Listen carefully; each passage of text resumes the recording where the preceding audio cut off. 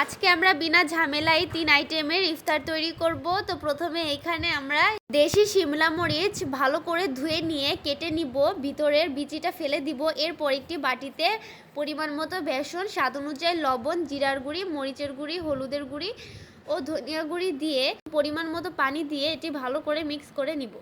বেসনটা মিক্স করা হয়ে গেলে এরপর আলুগুলো স্লাইস করে কেটে নিব। কাটা হয়ে গেলে এখানে আমরা 3টা আইটেম কেটে নিব।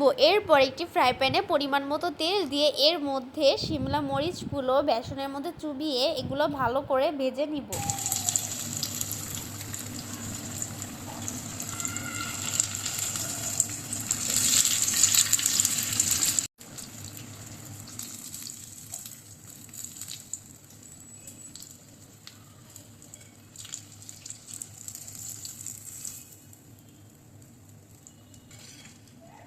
এইভাবে এক এক করে আইটেমগুলো ভেজে নিব।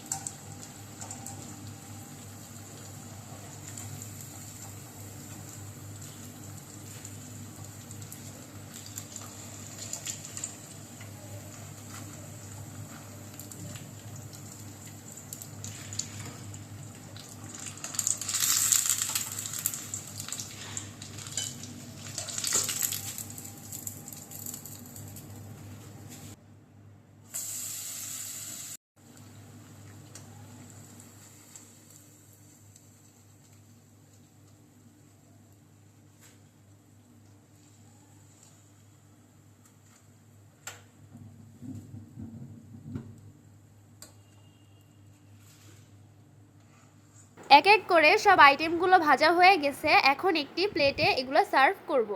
আপনাদের যদি রেসিপিটি ভালো লেগে থাকে অবশ্যই পেজ ফলো করবেন এবং চ্যানেলটিকে সাবস্ক্রাইব করে দিবেন।